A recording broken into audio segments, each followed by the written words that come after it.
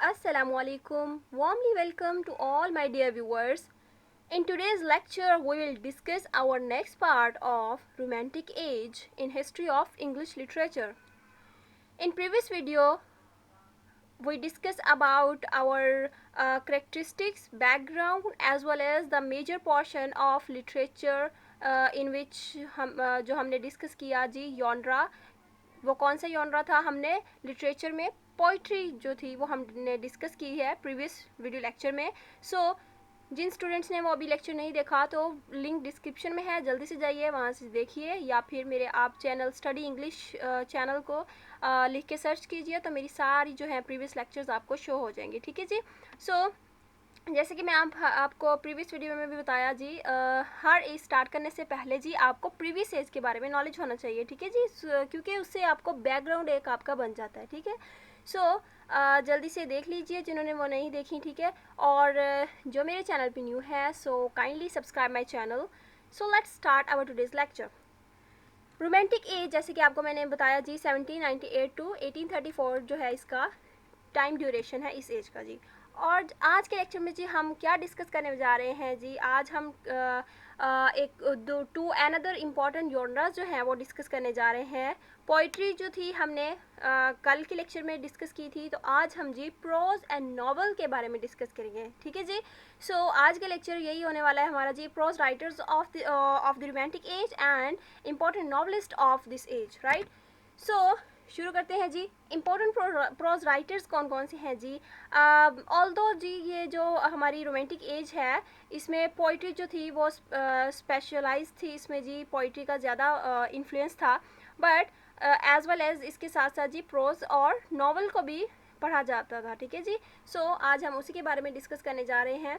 और जी इसके बारे में आपको एक और मैं पॉइंट क्लियर कर दी जाऊँ इससे पहले कि जी रोमांटिसिज्म है ना, इसका मतलब ये नहीं है जी वो जो बॉय गर्ल वाला means romanticism, it doesn't mean at all. ठीक है जी. इसका मतलब है जी रोमांटिक एज इसको इसलिए कहते हैं जी, इसमें राइटर्स ने ना, जैसे मैंने आपको बताया जी इंडस्ट्रियल रेवोल्यूशन हुआ था तो लोग जो थे ना फॉरवर्ड हो रहे थे, मीन्स माइग्रेट कर रहे थे टुवर्ड्स अर्बन सिटीज़. ठीक है जी, फ्रॉम द रूरल सिटीज़. तो इसमें जी जो कॉमन पीपल थे ना उनकी लैंग्वेज यूज़ करते हुए जी नेचर का इन्फ्लुएंस था, नेचर जो थी ना उसको ज़्यादा इंपॉर्टेंस दी गई. इस उस लिहाज से इसको जी नेचर के लिहाज से इसको रोमांटिक एज कहा गया है. ठीक है जी. सो आ जाइए जी प्रोज राइटर्स पे. ठीक है जी. प्रोज राइटर्स जो हमारे पास जो मेन इंपॉर्टेंट है उसमें जी Charles Lamb, then William Hazlitt, then Thomas De Quincey. ठीक है जी. अब इसके मैं आपको इनके वन बाय वन वर्क्स बताऊंगी जी. चार्ल्स लैम्ब जो है जी ये बहुत ही ये मेरे भी फेवरेट राइटर्स में से एक हैं. तो ये बहुत इंपॉर्टेंट नॉवलिस्ट भी हैं. ठीक है जी. तो ये ना सिर्फ नॉवलिस्ट हैं, इन्होंने काफ़ी सारे क्रिटिसाइजिंग वे में भी वर्क लिखे. ठीक है जी.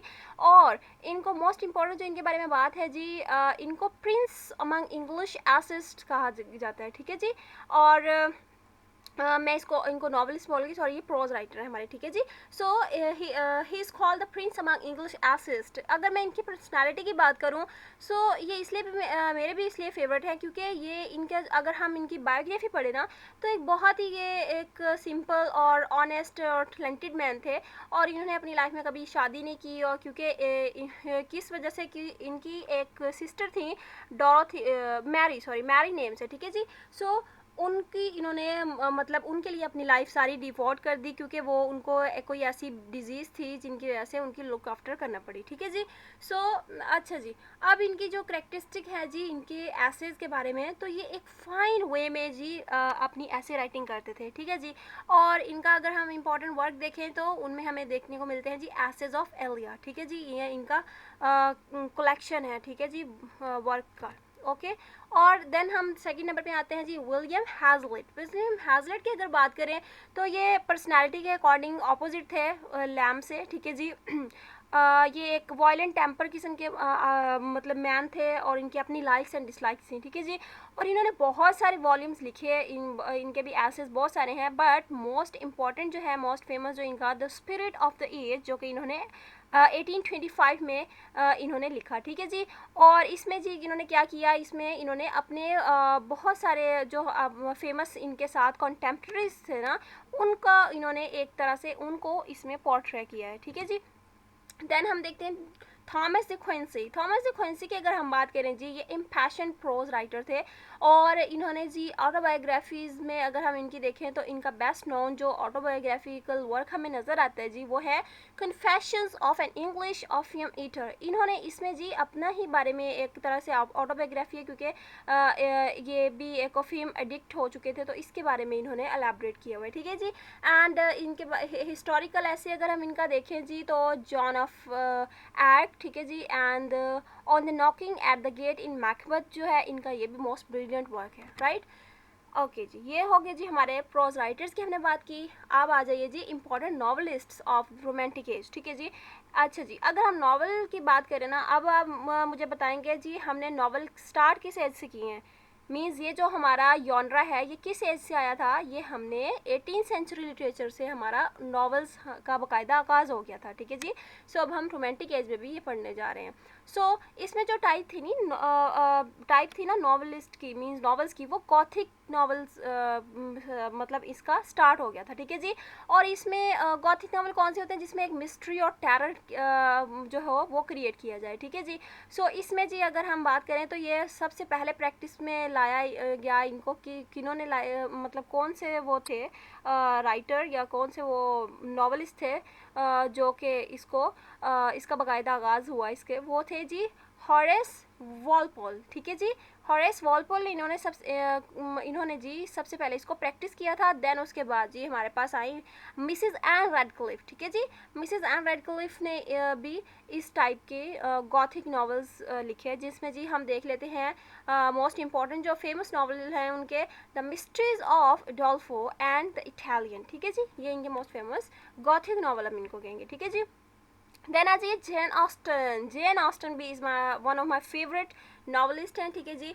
और इनकी अगर बात करें तो इनकी ये खूबसूरती थी जी, ये अपने जो इर्द गिर्द जो थी ना सोसाइटी, नेचर तो हम नहीं कहेंगे, ये अपनी सोसाइटी को ऑब्ज़र्व करते हुए काफ़ी सारे वर्क्स लिखती थी। मींस उस एज की सोसाइटी की भी जो मतलब उसका इमेज था ना वो ये पोर्ट्रे करती थी। तो इनमें हमें सबसे बेस्ट इनमें इनका जो है नावल, उसमें हमें इनकी सोसाइटी का जो है नज़र आता है रिफ्लेक्शन, तो वो है जी प्राइड एंड प्रेजुडिस, ठीक है जी। प्राइड एंड प्रेजुडिस में हमें इनके डिफरेंट रिलेटेड टू सोसाइटी हमें काफ़ी सारे एलिमेंट्स इनके वर्क में नज़र आते हैं। तो जी इनके साथ इन्होंने 6 नॉवेल्स और लिखे इंक्लूडिंग प्राइड एंड प्रेजुडिस, जिसमें जी सेंस एंड सेंसिबिलिटी, देन एमा, देन मैंसफील्ड पार्क एंड नॉर्थेंगर अबे एंड परसुएशन, ठीक है जी। और अब जी इसके बाद जी इनको जो एक राइटर थे जिन्होंने एडमायर किया वो थे सर वॉल्टर स्कॉट जी, ठीक है। इन्होंने इनके वर्क को एडमायर किया था। अब जी हमारे नेक्स्ट यही हैं जी सर वॉल्टर स्कॉट। ये जो अगर इनकी बात करें तो ये भी बहुत ही कमाल के नॉवलिस्ट थे, और बट इनका स्टाइल काफ़ी डिफरेंट था जेन ऑस्टन से, ठीक है जी। और इन्होंने भी जी अपने ही सोसाइटी को लेके और पर्सनल ऑब्जर्वेशंस को लेके काफ़ी सारे मतलब वर्क्स लिखे, जिनमें इनके अगर मेन इंपॉर्टेंट हम बात करें तो उसमें जी Guy Mannering, the antiquary and old mortality and the heart of Midlothian, ठीक है जी। ये इनके मोस्ट इंपॉर्टेंट हमें नॉवल नज़र आते हैं किनके जी, सर वॉल्टर स्कॉट के। सो जी तो आज के लेक्चर में हमारा ये जो हमारी एज थी रोमांटिक एज, ये हमारी ख़त्म हुई, ठीक है जी। ये हमने 2 वीडियो लेक्चर्स में हमने रोमांटिक एज फुल जो है डिस्कस की, ठीक है। उसके important works, characteristics, background as well as उसकी सारी पोइट्री में हमने देखे मोस्ट इंपॉर्टेंट, ठीक है जी, जिसमें हमने वर्ड्सवर्थ, शैले, केयर्स, ठीक है, और सारी ये हम पढ़ चुके हैं, ठीक है जी। So that's all for today. आज का लेक्चर यही था। सो हमारी रोमांटिक एज ख़त्म हुई, नेक्स्ट एज हमारी जो है हम विक्टोरियन इरा शुरू करने जा रहे हैं। So stay connected with me, ठीक है जी। Stay safe, stay healthy and stay connected. Take care, thanks for watching.